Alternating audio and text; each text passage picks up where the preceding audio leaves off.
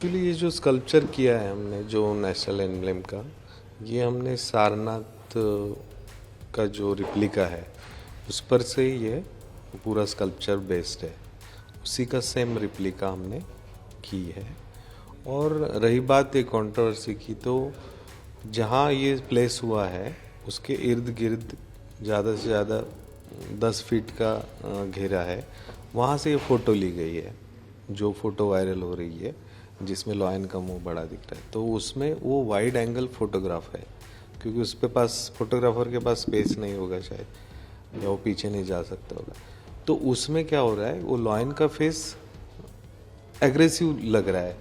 जैसे मैं एग्जांपल दिखाता हूँ, ये मेरा रिप्लिका है, इसी पर से हमने एनलार्ज किया है।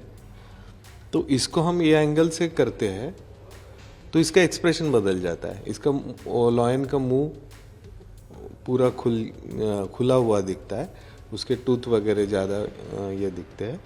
और ये एंगल से देखेंगे तो अलग लगेगा, ये एंगल से देखेंगे तो अलग लगेगा। तो सेम थिंग इस पर हुई है। और रिप्लिका में भी जो लोगों का कहना है कि इसका टूथ दिख रहा है, टूथ है नहीं है, तो रिप्लिका में भी टूथ है उसमें।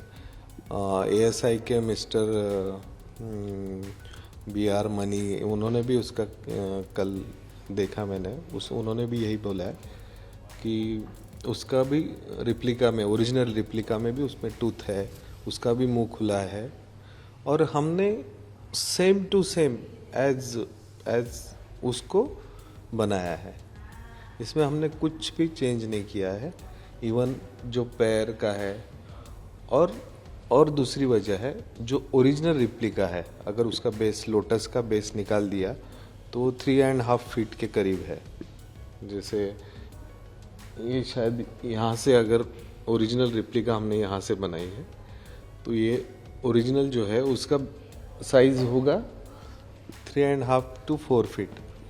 और जो अभी बनाया है वो बनाया गया है 6.5 मीटर, करीब करीब 20 फीट। तो उसमें हर पार्ट डिटेल है, हर पार्ट। और ये ब्रॉन्ज का है, ओरिजिनल जो है स्टोन का है। तो इसमें ज़्यादा पार्ट्स आपको हर पार्ट एनलार्ज हुआ है, सेम रिप्लिका एनलार्ज हुई है। तो उसमें थोड़ा सा वो डिटेल्ड दिख रहा है, क्योंकि हर चीज़ बड़ी हो गई तो दिखेगा ही। जैसे कोई भी छोटी मूर्ति देखिए और उसको बड़ा एनलार्जमेंट देखिए तो उसमें वो डिटेल्ड दिखेगा। तो अभी ये काम हम 9 महीने से इस पे हम काम कर रहे हैं। 9 महीने में से 2 महीने अगर हमारे गए तो हमने इसका, मैंने स्टडी किया जहाँ ये रिप्लिका है वहाँ जाके, और म्यूज़ियम में इसका, पटना में भी इसका रिप्लिका है, वहाँ जाके उसको स्टडी किया, डिटेल किया। आर्किटेक्ट से भी डिस्कशन होते हुए फिर इसका औरंगाबाद में हमने इसका बड़ा पार्ट चालू किया, फिर उस पर डिटेल करके उसका मोल्ड किया। ये प्रोसेस में फिर उसका फाइबर हुआ, फिर जयपुर में कास्ट हुआ। उसके बाद हमारे सामने एक चैलेंज था कि उधर का जो टावर क्रेन है, तो उसका क्रेन कैपेसिटी सिर्फ 1.5 टन था, जो हमें और ये स्कल्पचर का वज़न 9.5 टन था।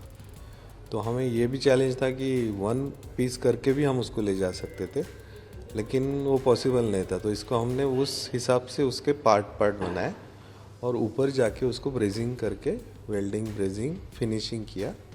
जब दिल्ली में टेम्परेचर था नियर अबाउट 46 to 50, तो उसमें पूरा हमने इतना एफर्ट्स लेके, मेहनत करके, मेरे साथ मेरी टीम, इवन जो टाटा के लेबर वगैरह, वो सब इसके पीछे हंड्रेड्स ऑफ लेबर्स काम कर रहे थे। तो ये सब इसमें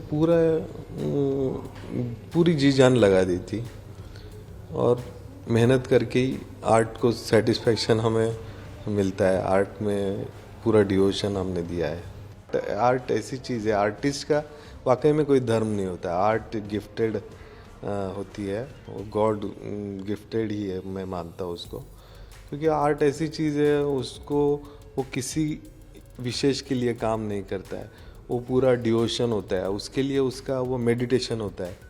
अगर वो आर्टिस्ट इन्वॉल्व, कोई भी आर्ट, मैं नहीं कह रहा हूँ स्कल्पचर, आप संगीत ले लीजिए, म्यूज़िक लीजिए, क्लासिकल, वोकल, सूफियाना, जो भी, वो इतना उसमें डिवोटी है। और मैं 30 साल से काम कर रहा हूँ, और मैं भी कोशिश करता हूँ कि मैं एक स्कल्पचर में इतना इन्वॉल्व हो जाता हूँ तो मुझे भी पता नहीं चलता है कि, और हमारा टारगेट होता है वहाँ तक हम उसको ये करते हैं। उसके बाद अगर ऐसा होता है तो अच्छा नहीं लगता है। तो पता नहीं ये सब क्यों हो रहा है, ये मैं भी नहीं जानता।